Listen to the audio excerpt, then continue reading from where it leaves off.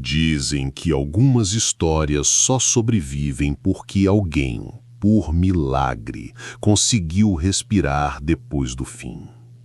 E no interior paulista, há séculos, uma única mulher indígena carregou nas veias o último fio de uma verdade que os bandeirantes tentaram apagar para sempre. Naquela madrugada, os gritos ecoaram pela mata, as chamas tocaram o céu e o silêncio que veio depois parecia definitivo. Mas ela viveu.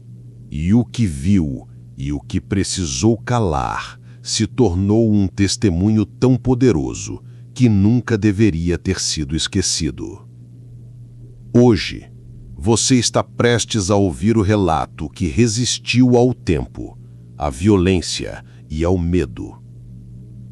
Um pedaço da história do Brasil que não aparece nos livros, mas que pulsa como uma cicatriz aberta na memória de um povo. Se continuar assistindo, prepare-se. O que vou revelar não é apenas um testemunho. É a última voz de uma verdade que quase desapareceu na mata.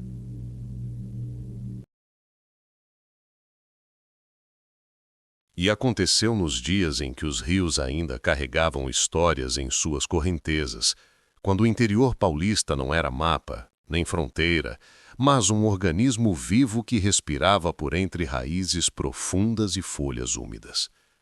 A mata não era apenas floresta, era templo, guardiã, testemunha.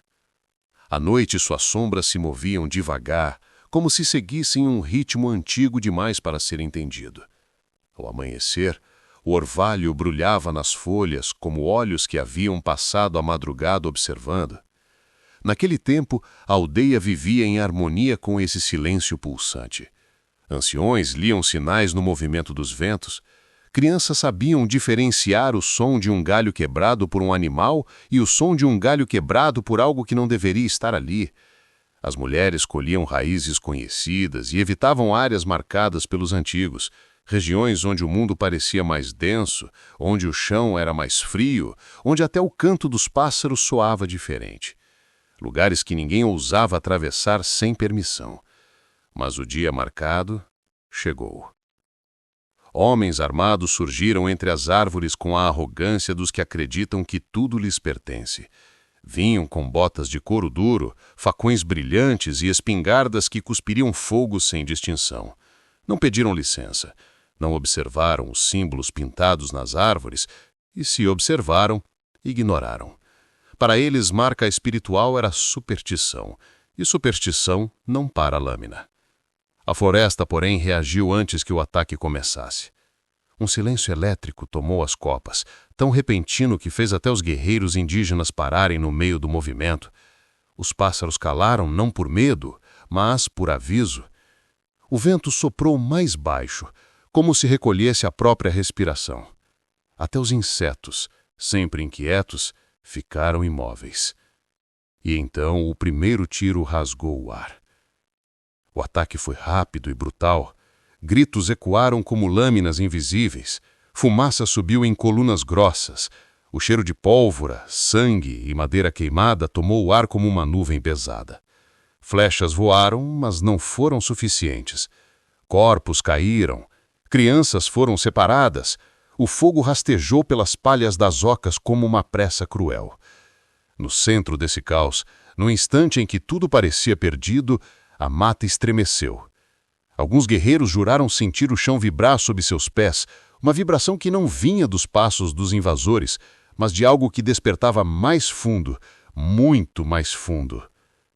E então o silêncio retornou. Um silêncio carregado, um silêncio que parecia observar. Quando tudo terminou, apenas uma mulher permanecia viva. Ela surgiu entre a fumaça, cambaleando como quem retorna de um lugar onde o ar é diferente. Seu rosto estava sujo de fuligem e lágrimas secas. Seus olhos, porém, pareciam ver algo além do que estava diante dela. Olhavam para dentro da mata como se alguém ou algo estivesse ali, esperando que ela terminasse de ser encontrada pelos outros humanos. Levaram-na para longe do local, mas ela não reagiu, não resistiu, não falou. Seus passos eram automáticos, como se uma força invisível a empurrasse. À noite, quando tentavam fazê-la descansar, ela mantinha os olhos abertos, seguindo com o olhar coisas que ninguém mais conseguia ver. Às vezes, virava o rosto rápido demais, como se algo tivesse passado por perto. Outras vezes, mexia os lábios, como se respondesse a uma voz que ninguém ouvia. Foram 3 dias assim. 3 dias em que ela parecia existir em 2 lugares ao mesmo tempo. No corpo presente diante dos que tentavam ajudá-la e em algum recanto dourado e escuro da mata, onde algo havia caminhado com ela. Quando finalmente falou, sua voz saiu fraca, mas firme, como repetindo uma frase que vinha ouvindo desde o massacre. Eu não estava sozinha. Os que a cercavam acharam que ela se referia a algum possível sobrevivente, perguntaram nomes, pediram detalhes, mas ela apenas balançou a cabeça, devagar. Não era isso. Não falava de pessoas, não falava de guerreiros que fugiram, nem de crianças escondidas. Falava de outra coisa. Ela ergueu os olhos para a floresta distante, para o emaranhado de sombras que o vento movia devagar, e murmurou: alguém caminhou comigo. Ou algo. As poucas testemunhas desse momento relataram a mesma sensação, que a temperatura caiu por um instante, que a mata pareceu prender a respiração e que algo que não tinha corpo, prestava atenção naquelas palavras. E o inevitável permaneceu entre todos. Se algo caminhou com ela, será que parou quando ela saiu da mata? Ou continua caminhando em direção a nós? Antes mesmo de o primeiro tiro ser disparado, antes do grito que rasgou o ar, antes de o terror tomar a aldeia, algo já havia sido quebrado. Algo profundo, invisível, silencioso, mas devastador. Os bandeirantes avançavam como quem pisa em chão morto. Não olhavam para cima, não olhavam para os lados, apenas cortavam, empurravam, queimavam, abriam passagem. Para eles, a floresta era apenas obstáculo, mas para quem conhecia aquela terra desde antes do nascer dos avós, cada raiz era uma fronteira, cada tronco era um santuário, cada sombra era um guardião adormecido. O erro começou quando decidiram derrubar uma árvore marcada. Era uma árvore colossal, tão antiga que sua casca parecia formada por camadas de tempo petrificado. Em seu tronco, desenhos vermelhos formavam símbolos que não eram apenas pintura, eram pacto, linhas que indicavam proibição absoluta de acesso, marcas que os mais velhos nunca tocavam, nem mesmo com as pontas dos dedos. Mas os homens armados não viram interdito algum. Viram apenas madeira, recursos, um tronco perfeito para abrir caminho. E o machado caiu. O primeiro golpe foi apenas som, grave, profundo, ecoando como um trovão engasgado. Mas o segundo golpe já não foi só som, foi reação. A mata inteira pareceu contrair-se. Pássaros levantaram voo de forma caótica. A luz mudou de cor, tornando-se mais fria. Um cheiro metálico surgiu no ar, como se o próprio sangue da terra tivesse sido exposto. Os homens continuaram. Mais golpes, mais rachaduras na madeira, mais vento que não deveria existir.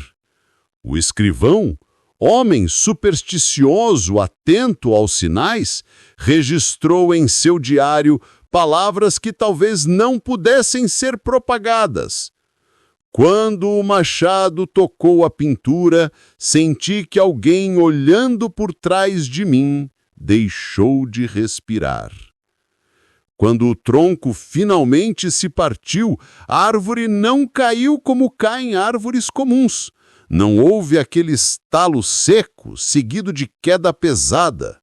Houve algo mais estranho, um silêncio denso, quase palpável, como se o som tivesse sido engolido. E então, um tremor. Não um tremor de terra, um tremor de presença. Os pássaros calaram no mesmo instante. As cigarras pararam. Nem mesmo as folhas se mexeram. Era como se a matilha invisível da mata, tudo o que vive ali e tudo o que dorme, tivesse parado para ouvir. O líder da expedição, cego pelo orgulho, ordenou marcha. Mas alguns homens recuaram 2 passos, jurando ter visto algo se mover entre as sombras. Não animal, não humano, um borrão escuro, como uma forma que ainda não havia decidido qual corpo assumir. Horas depois, quando o massacre começou, muitos acreditaram que aquele havia sido o verdadeiro início.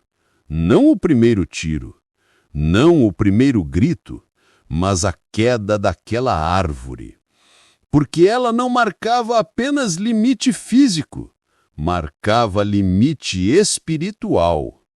Ao serem ignorados os sinais, o equilíbrio, que era frágil como asa de borboleta, foi quebrado.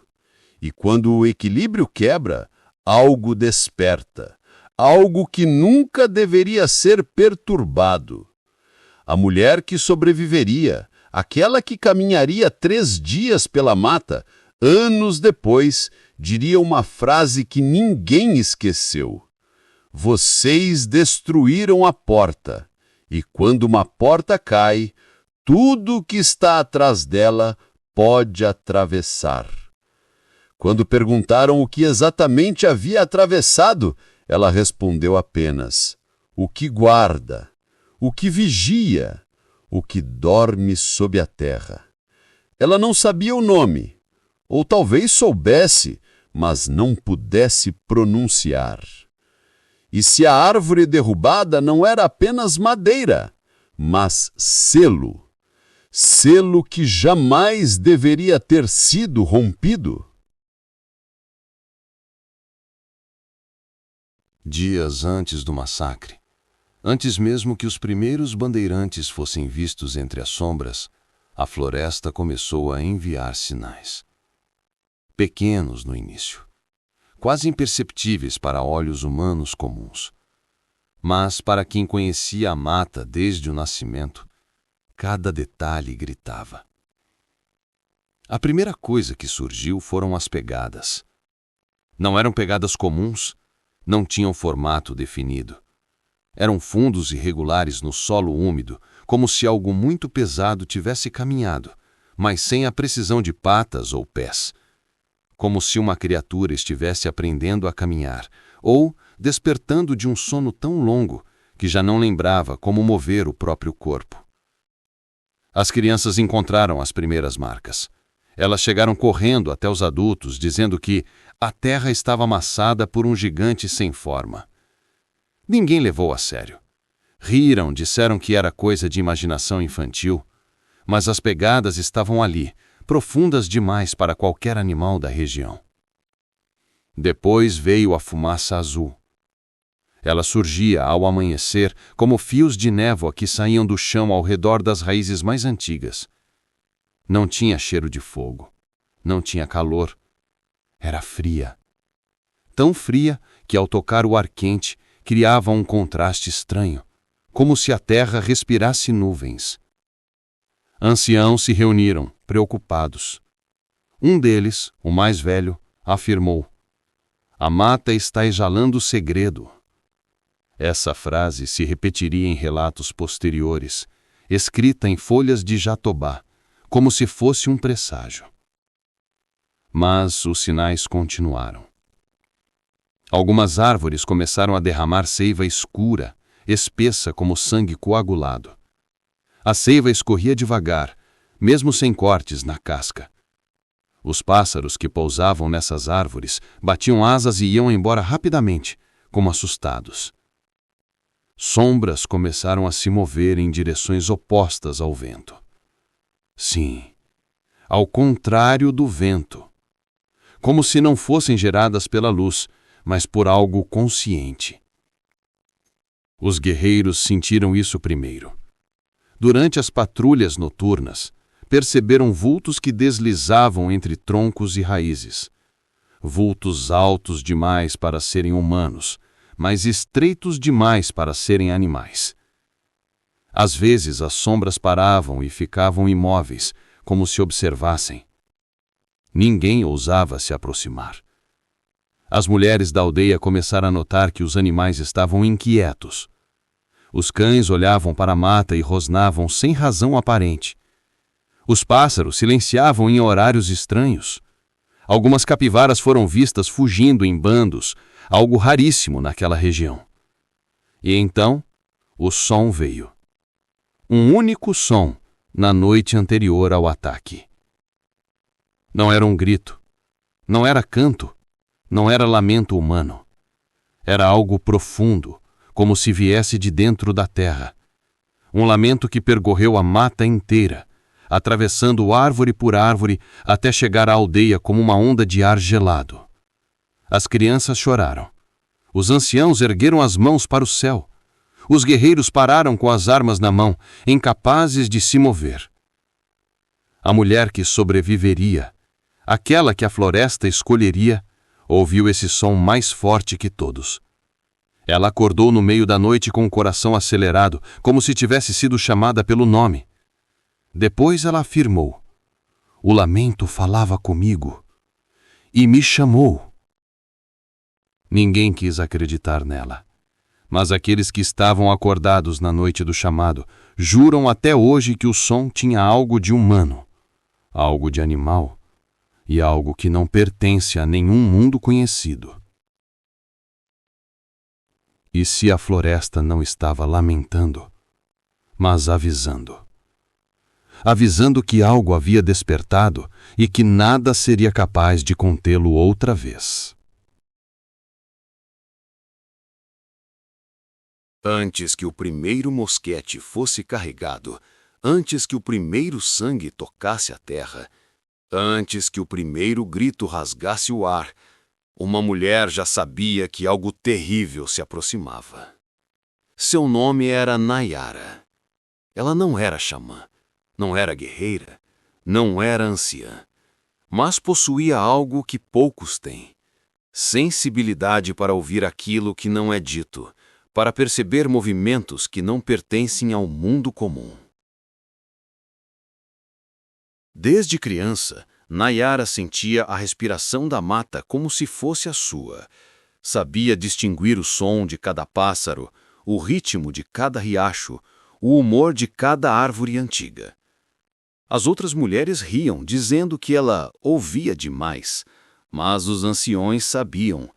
Pessoas assim não surgem por acaso. A floresta escolhe quem ouve. E Nayara ouviu. Dias antes do ataque, noites antes das pegadas sem forma, horas antes da fumaça azul, ela teve um sonho. Um sonho tão vívido que parecia mais lembrança do que visão.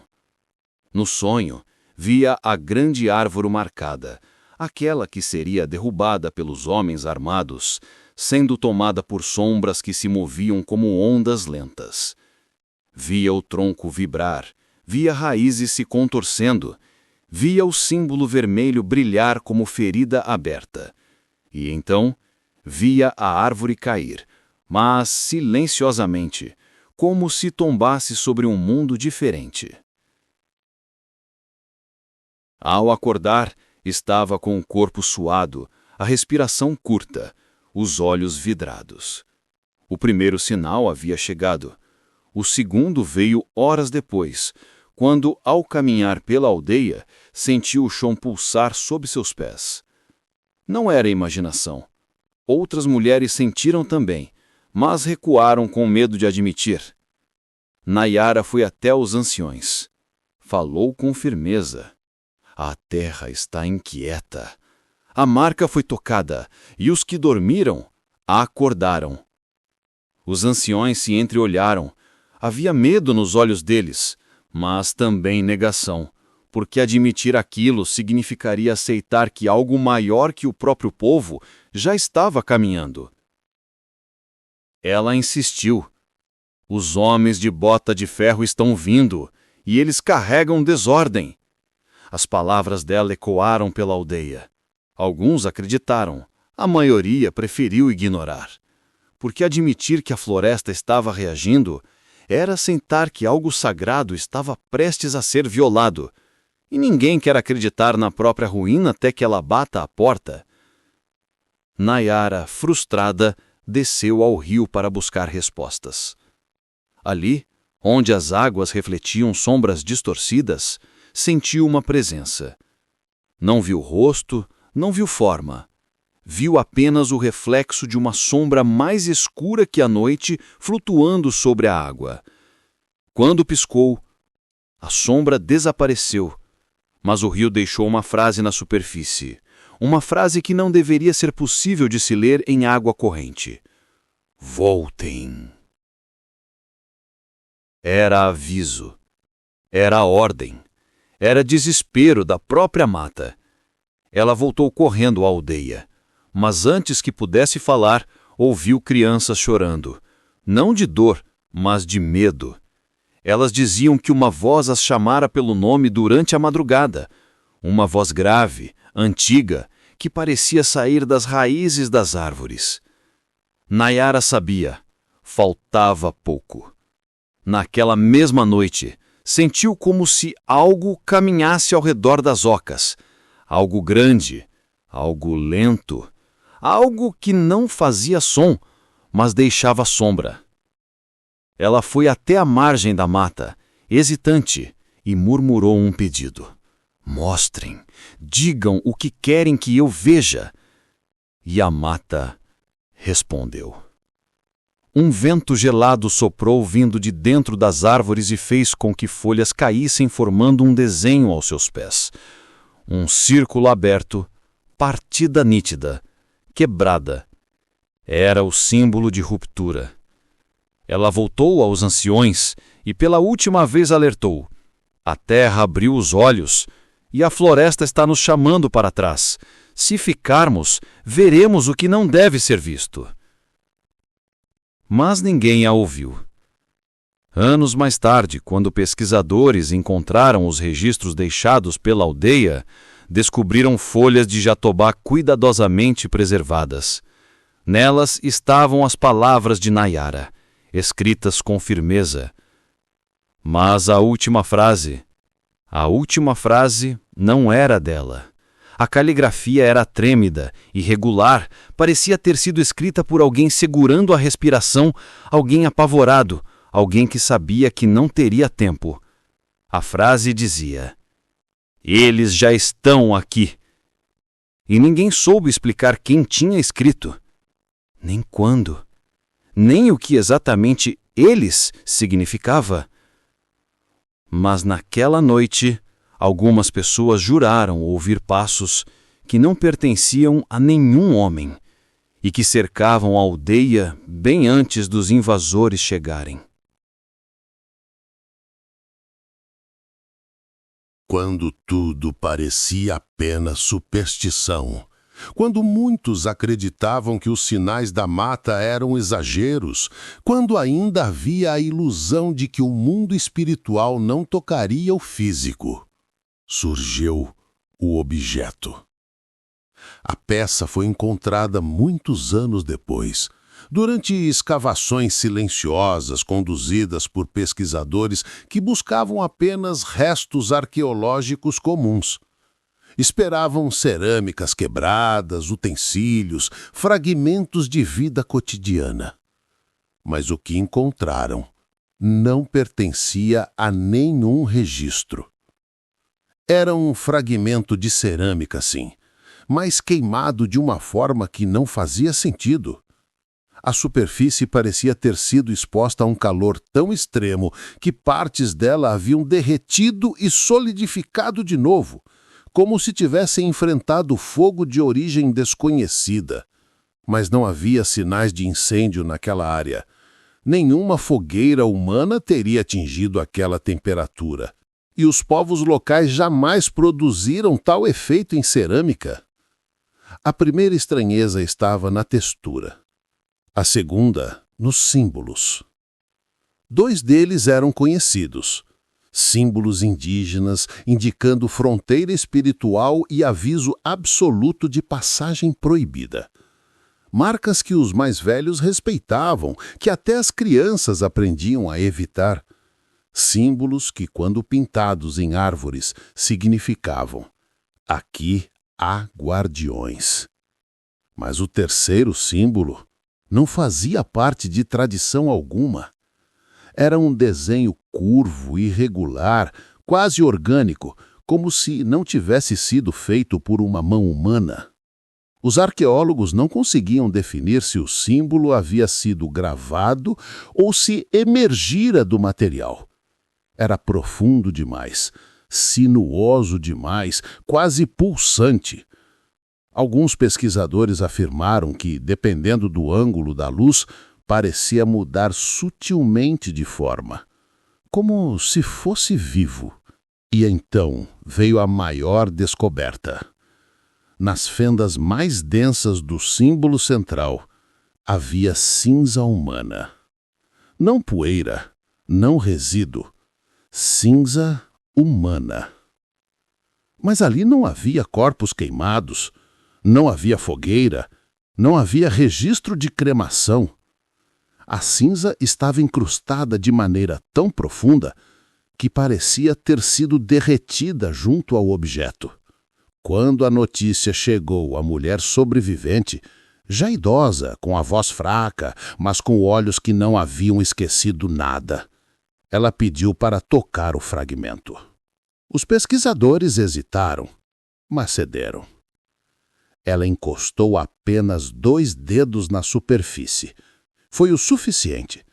Recuou como se tivesse sentido um choque. As pupilas dilataram. Seu peito arfou. Seu rosto empalideceu de um jeito que assustou todos na sala. E então murmurou: "Está quente." O objeto estava frio ao toque, gélido, na verdade, mas ela continuava repetindo: "Está quente. Ele acabou de ser usado. Ele abriu..."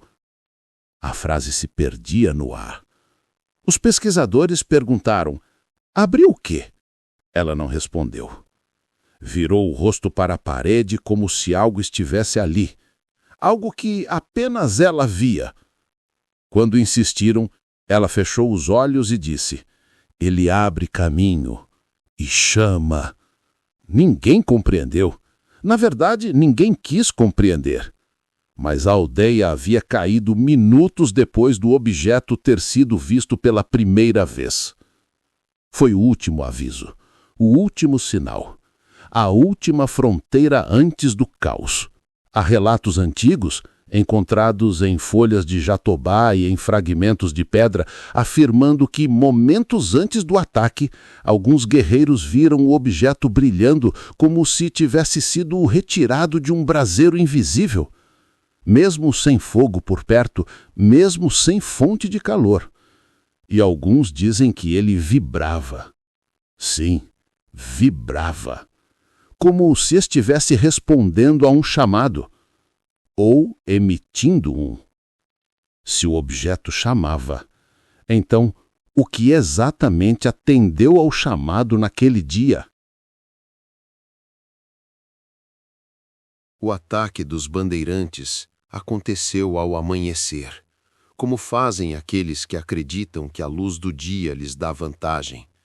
Mas naquela manhã, a luz parecia fraca. Havia algo estranho no ar, algo pesado. algo que fazia os homens respirarem com dificuldade. A mata não brilhava com o habitual dourado suave da aurora. Ela parecia coberta por uma névoa cinzenta, discreta, mas densa, como se observasse o que estava prestes a acontecer. Os invasores posicionaram-se entre árvores altas, com mosquetes prontos e facões limpos. Alguns esfregavam as mãos suadas, outros faziam comentários nervosos, mas todos tinham a mesma certeza inflada, a de que dominariam aquele território silencioso. Contudo, antes que pudessem avançar, algo incomum ocorreu. 3 homens desapareceram. Não houve grito, não houve luta, não houve sangue. Eles simplesmente sumiram. O grupo jurava que, um momento antes, os homens estavam ali, respirando, conversando, ajustando suas armas. No instante seguinte, não estavam mais. O chão ao redor não mostrava pegadas, nem arrasto, nem sinal de fuga. A única marca era um leve afundamento na terra, como se algo tivesse puxado seus corpos para baixo com o cuidado de quem colhe fruta madura. O capitão, irritado, disse que haviam desertado, mas os outros soldados sabiam. Nenhum homem corre para dentro da mata sem deixar ao menos um galho quebrado. Aquilo não era deserção. Era desaparecimento. Ainda assim, decidiram avançar. A primeira flecha indígena cortou o ar, mas antes mesmo que o combate se intensificasse, a mata começou a reagir. Não como reagem árvores comuns, não como reage uma floresta sob o fogo. Ela reagiu com intenção. As folhas começaram a cair em grande quantidade, formando uma espécie de cortina opaca. Galhos se moviam sem vento. Raízes finas surgiam no chão como dedos que tateavam o espaço, e algumas dessas raízes, segundo testemunhas posteriores, realmente se enrolaram em torno de botas, tornozelos e canelas dos bandeirantes, impedindo seus movimentos. Um deles, afastado do grupo, gritou, mas o grito foi engolido rapidamente. Os outros juraram ter visto uma mão surgir da terra. Sim, uma mão, feita de lama, folhas e raízes, mas com forma claramente definida. Uma mão que agarrou o tornozelo do soldado e o puxou para dentro do solo mole, como se fosse areia movediça viva. Ele desapareceu em segundos. Não deixou rastro. Os guerreiros da aldeia, por sua vez, também perceberam as mudanças. Quando tentavam fugir, a mata se movia ao redor deles, não para impedi-los, mas para direcioná-los. Sombras se esticavam entre troncos, formando corredores escuros. Galhos se afastavam para abrir passagem. Folhas se moviam no chão como se seguissem uma rota invisível. E no centro desse fluxo estranho estava a mulher que sobreviveria. Ela corria sem olhar para trás, mas sabia que algo caminhava ao seu lado. Não via forma, não via luz, mas sentia presença. Escutava passos baixos, densos, rítmicos, que imitavam exatamente os seus. Se ela acelerava, os passos aceleravam. Se ela parava, os passos paravam. Em certo momento, ouviu respiração. Não era respiração humana. Era grave, úmida, profunda, como se viesse de um peito gigantesco. E a cada vez que ela tropeçava, a mata parecia empurrá-la para frente, desviando raízes, levantando folhas, desenhando caminhos que não existiam 1 minuto antes. Enquanto isso, os bandeirantes lutavam contra um inimigo que não conseguiam ver completamente. Alguns relataram vultos altos como 2 homens empilhados, movendo-se entre as árvores. Outros disseram ter visto olhos no escuro, olhos demasiado grandes, redondos, totalmente negros. E então, os sons começaram. Sons de coisas arrestando no subsolo, sons de terra sendo movida por forças invisíveis, sons de passos pesados que faziam o solo vibrar. Um dos sobreviventes, anos depois, já velho, atormentado, foi encontrado murmurando repetidamente: "O chão tem olhos! O chão tem olhos!" Os registros oficiais jamais mencionaram isso. Mas no silêncio da mata naquele amanhecer, não havia mais dúvida. A selva havia se tornado guerra, não apenas cenário, não apenas testemunha. A selva era arma. E se a floresta reagiu assim apenas a uma árvore derrubada, o que aconteceria se mais fosse destruído? Enquanto fugia, com os pés cortados pela mata e a respiração curta de quem já perdeu mais do que pode contar, a mulher sentia que não estava correndo sozinha. E isso não era intuição comum, não era medo, não era paranoia, era a certeza, uma certeza primitiva, visceral, que vinha de regiões do corpo que antecedem a linguagem. Algo caminhava com ela.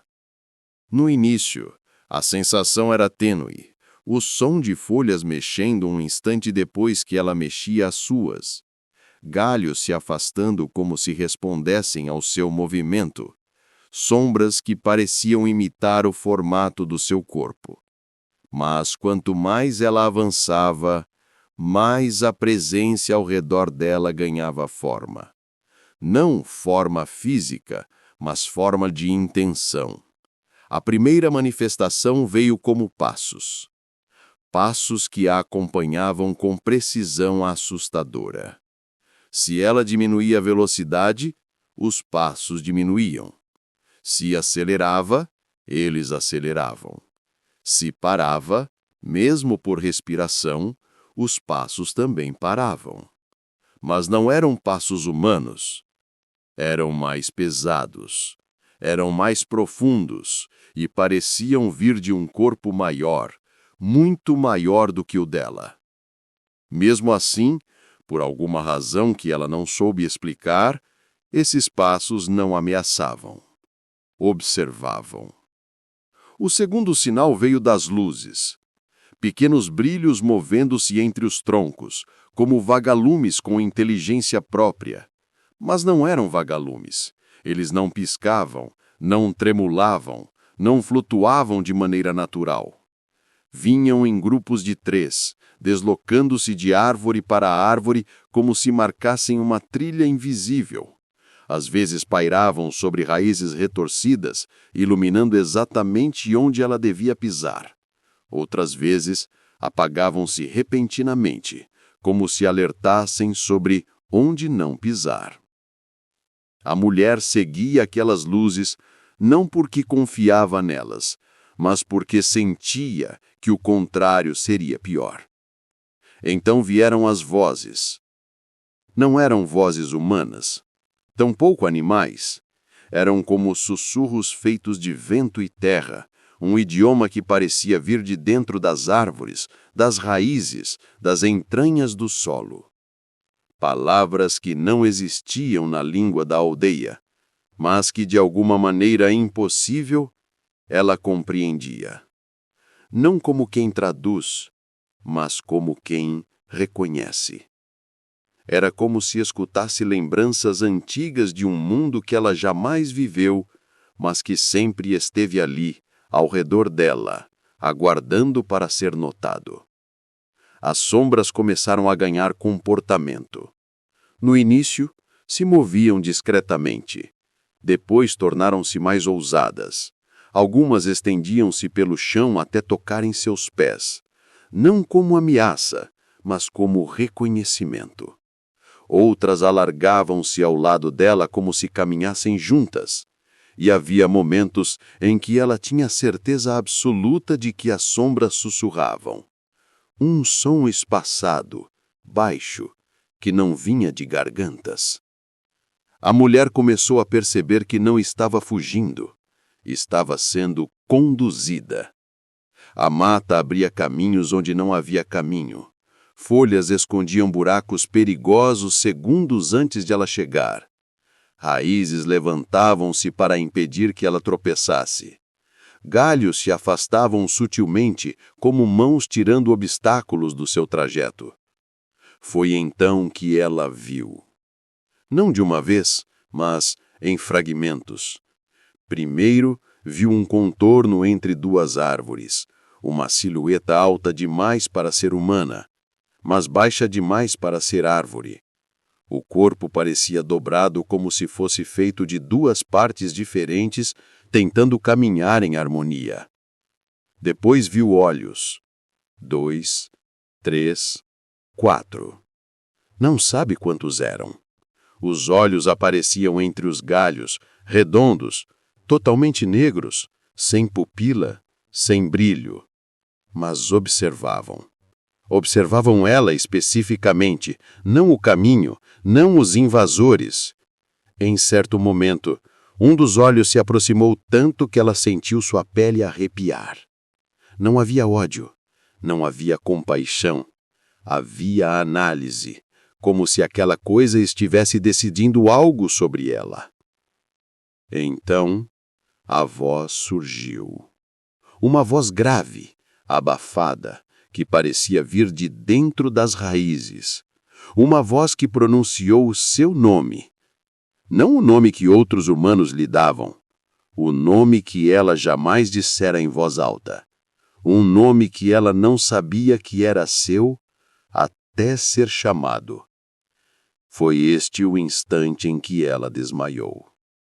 Quando acordou, estava encostada num tronco com a sensação de que alguém, ou algo, havia carregado seu corpo até ali. Os sinais ao redor confirmavam isso.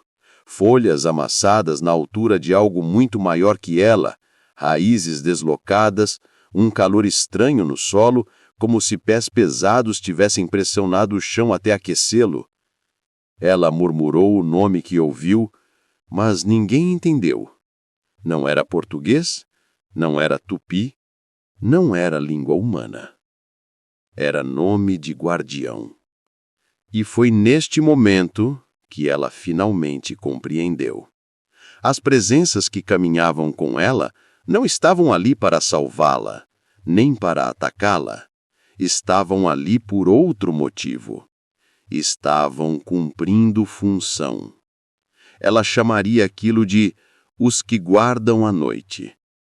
Mas até seu último dia, nunca conseguiu responder à pergunta que mais a atormentava. Por que eles escolheram justamente ela para ver?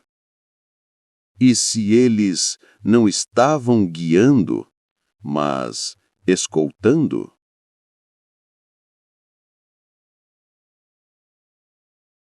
Quando os pesquisadores modernos finalmente reuniram todos os registros, relatos e fragmentos encontrados, desde as folhas de jatobá até os carvões inscritos em paredes de cavernas, perceberam algo que ninguém havia notado na época. Todos apontavam para o mesmo lugar. Não era coincidência, não era lenda, não era metáfora espiritual. Era mapa. E a aldeia destruída, aquela que os bandeirantes atacaram, não havia sido construída ali por acaso. Ela estava exatamente sobre o que os antigos chamavam de linha de encontro, um cruzamento invisível onde as forças do mundo material tocavam, ainda que de raspão, o mundo das entidades antigas. A região sempre foi estranha, sempre houve histórias, mas ninguém ousava pronunciá-las. A primeira pista veio dos rituais tupis. Textos preservados em cascas de árvore mencionavam cerimônias realizadas para fechar o caminho dos que se movem por baixo. Os rituais eram simples, mas carregados de significado. Oferendas colocadas em buracos, desenhos circulares em volta de rochas antigas, folhas dispostas de forma específica. Essas práticas eram repetidas há séculos, e todas elas serviam para um único propósito: manter um limite selado. A segunda pista veio dos Caingangues.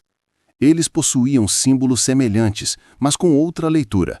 Para eles, aquela região era território de travessia, um corredor espiritual onde apenas os guardiões poderiam circular. Os desenhos encontrados em cavernas próximas mostravam figuras alongadas, sombras com múltiplos braços, criaturas que pareciam metade humanas, metade rocha. Algumas imagens mostravam seres emergindo do subsolo, outras os mostravam escondendo-se sob raízes gigantescas. A terceira pista veio das cavernas. Algumas grutas na região possuíam túneis estreitos, profundos demais para terem sido criados apenas por erosão. No interior desses túneis, pesquisadores encontraram riscos nas paredes, riscos que não eram feitos por ferramentas. Eram longos demais, irregulares demais, como se mãos deformadas, com dedos longos, tivessem arranhado a rocha para deixar marca. Túneis que terminavam em lugares onde a luz não chegava. Túneis que pareciam não ter fim. Túneis que, ao serem explorados, causavam náuseas, mesmo sem gases tóxicos identificáveis. Mas foi um mapa colonial que revelou o ponto central. Um mapa antigo, raríssimo, que marcava a região com símbolos de caminho proibido e trilha condenada. Os portugueses não sabiam explicar, apenas tinham medo. A aldeia ficava exatamente sobre o ponto onde todas as linhas espirituais convergiam, como se estivesse em cima de uma porta, ou de um peso, ou de uma marca que impedia algo de sair. Um dos pesquisadores, após sobrepor todos os mapas e análises, murmurou: não era lugar de se viver, era lugar de se guardar. E então veio o detalhe mais inquietante. No ponto exato onde a sobrevivente disse ter entrado na mata, aquele primeiro passo em direção ao desconhecido, bússolas deixam de funcionar até hoje. Drones caem, GPS falha, equipamentos param subitamente, luzes piscam e, para piorar, sensores de profundidade detectam cavidades abaixo da terra, mas as mesmas cavidades desaparecem minutos depois, como se algo se movesse lá embaixo. Como se o subsolo respirasse, como se o movimento não fosse de rocha, fosse de corpo. E quando os pesquisadores sobrepuseram as coordenadas desse ponto com os relatos de Nayara, com as pegadas encontradas, com os registros coloniais e com a posição da árvore derrubada, perceberam o que nunca deveriam ter descoberto. A aldeia não foi atacada por estar no caminho dos bandeirantes.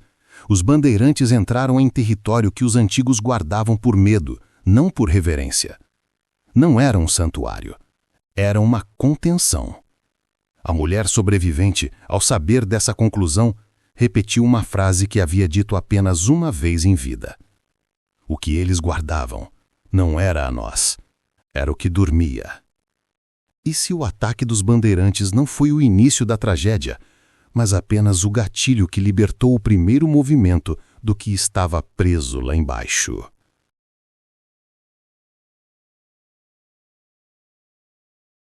Quando Nayara reapareceu, semanas depois do ataque, seu corpo parecia ter sido esculpido pela própria mata. Magra, exausta, coberta de cortes pequenos, arranhões feitos por galhos, marcas circulares inexplicáveis nos braços e nas costas, como se dedos longos, finos demais para humanos, tivessem segurado seu corpo em algum momento. Seus olhos, porém, eram a parte mais perturbadora. Não olhavam para ninguém diretamente. Passavam pelas pessoas, atravessavam o ar e fixavam-se em algo distante, como se vissem uma camada da realidade que os demais não tinham acesso. Ela parecia ouvir vozes que ninguém mais ouvia. Parava no meio da frase, virando o rosto como se alguém tivesse sussurrado seu nome atrás dela. Dormia pouco, e quando dormia, murmurava palavras em um idioma que nenhum dos seus conhecia. Os primeiros a encontrá-la perguntaram como havia sobrevivido. Perguntaram onde se escondeu. Como conseguiu escapar? Mas as respostas que esperavam, estratégias, rotas, milagres, não foram as que ela deu. Com voz rouca, quase um suspiro, ela disse: "Eu não fugi para sobreviver. Fui levada para lembrar." Aquilo silenciou todos. Ela continuou: "Alguém precisava contar, e eles me escolheram." Essa frase se espalhou rapidamente entre os que a ouviram. Eles me escolheram? Quem eram eles? Os mais velhos se inquietaram. Os jovens se aproximaram com curiosidade. E os estrangeiros, missionários, estudiosos, curiosos, anotaram tudo com mãos tremendo. Nayara relatou o que viu na noite em que desapareceu. Sombras que caminharam ao lado dela, luzes que se moviam como guias, vozes que chamavam seu nome em um idioma esquecido. Disse que a mata não apenas a deixara passar, a conduzira, como se ela fosse parte de algo maior, parte de um plano que nenhum humano havia imaginado. Ela descreveu criaturas que não eram humanas, mas não pareciam ser feras também. Seres que, com corpos que mudavam conforme a luz, que pareciam feitos de sombra condensada, que emergiam do subsolo como se a terra fosse permeável apenas a eles. Criaturas antigas. E afirmou algo que fez muitos recuarem. Eles não protegem pessoas. Protegem território. Silêncio. Olhares desviados, mãos suando. Nayara explicou que desde tempos imemoriais, aquelas entidades habitavam a fronteira do mundo visível, emergindo apenas quando a terra era violada. Cada ritual, cada desenho, cada canto indígena antigo não era para celebrar aqueles seres, era para contê-los, acalmá-los, mantê-los adormecidos. E quando os bandeirantes derrubaram a árvore marcada, derrubaram o selo. As perguntas começaram. O que eles querem? Por que atacam? Por que ajudaram você? Ela fechou os olhos por longos segundos antes de responder. Eu não fugi para sobreviver. Fui levada para lembrar. Como testemunha. Porque alguém precisava contar o que viria depois. E então revelou a parte que todos temiam ouvir. O ataque não foi o fim, foi o aviso. Disseram para eu dizer... Ela parou de falar como se algo ao seu redor tivesse se aproximado subitamente. Que o que dorme sob a terra não acordou completamente naquele dia. Apenas abriu os olhos. Ninguém ousou interromper. Ela respirou fundo, abriu a palma da mão e mostrou algo que estava segurando. Uma lasca da cerâmica proibida. A mesma que continha cinza humana. Ela não havia encontrado aquela peça ela havia sido entregue. Eles deixaram isso comigo para que eu lembrasse, porque alguém precisava contar.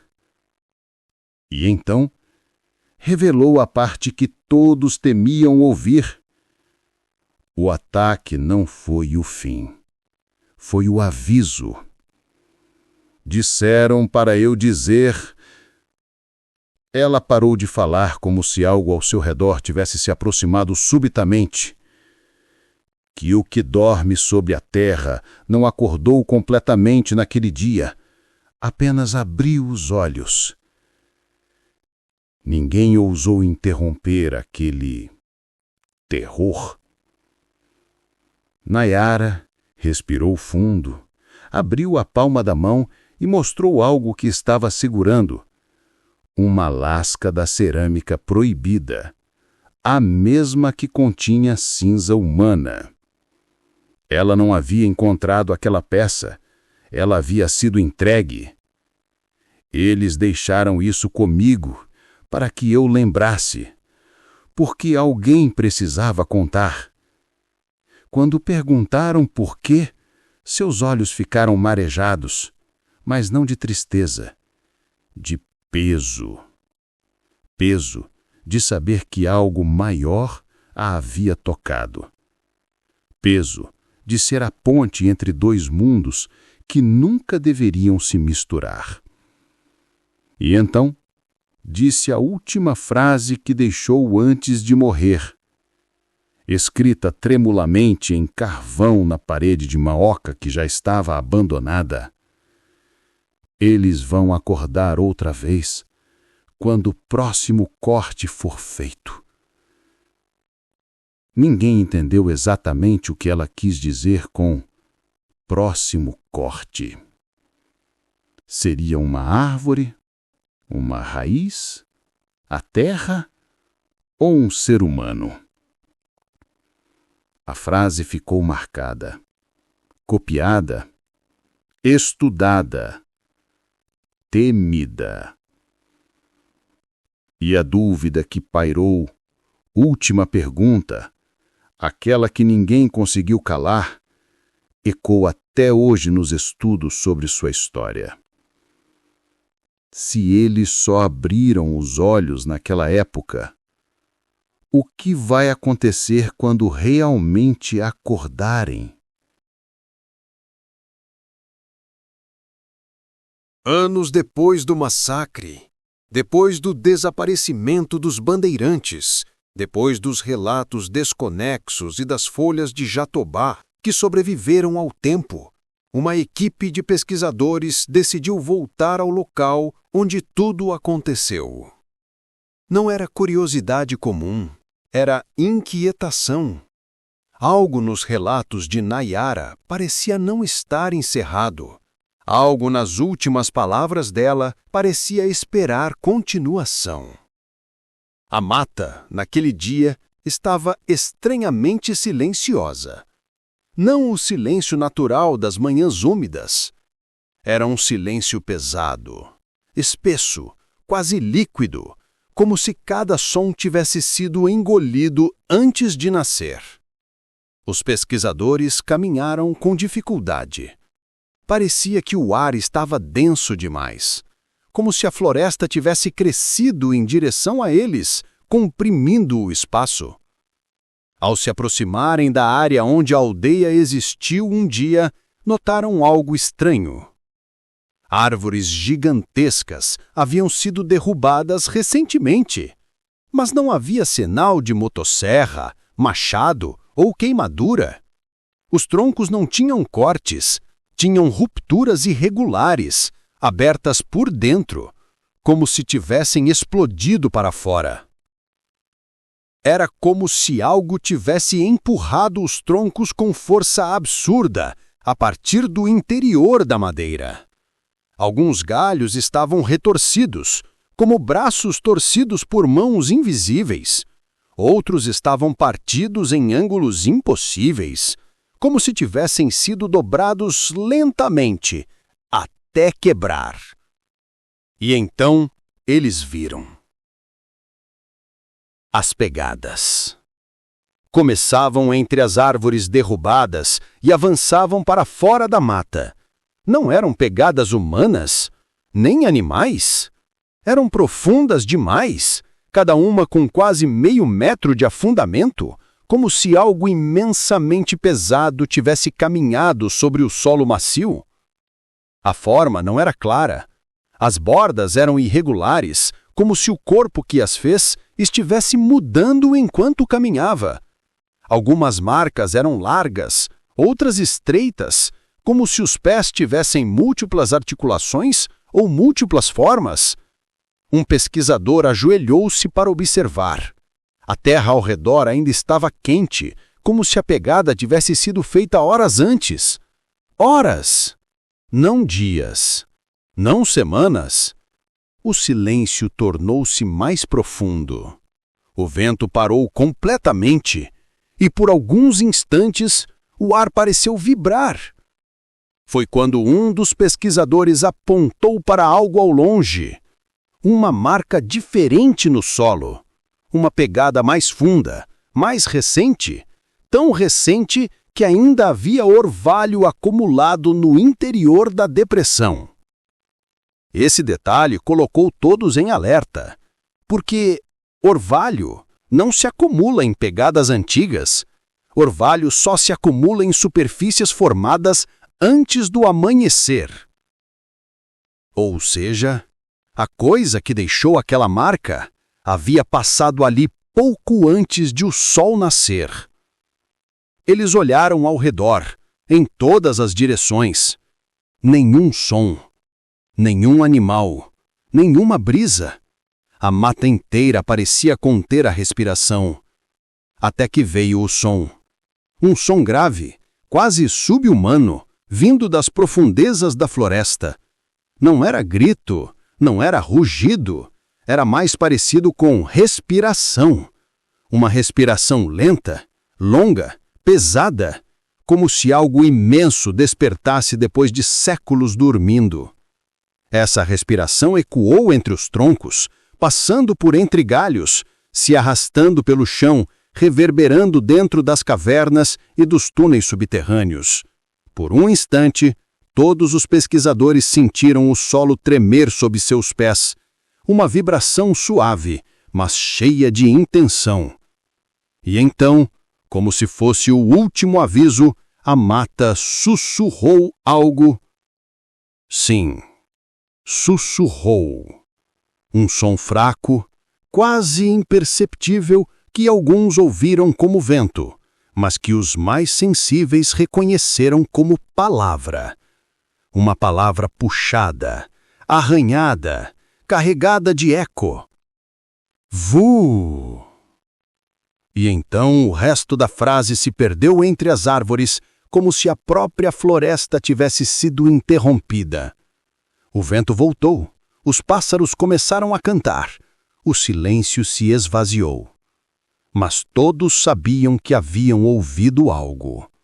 Algo que não era humano, algo que não era animal, algo que não deveria ter voz. Depois de retornar, os pesquisadores anotaram tudo em relatórios que jamais foram liberados oficialmente. Anotaram as rupturas nas árvores, a posição das pegadas, a profundidade das marcas, a temperatura do solo e, no final, deixaram uma observação tremida. Ele não está mais lá dentro. Ele está caminhando. E a pergunta que ninguém ousou registrar, mas que todos levaram consigo, ecoa até hoje. Se aquilo despertou apenas pelo primeiro corte, o que acontecerá quando o próximo corte for feito? E mais importante, será que já foi feito?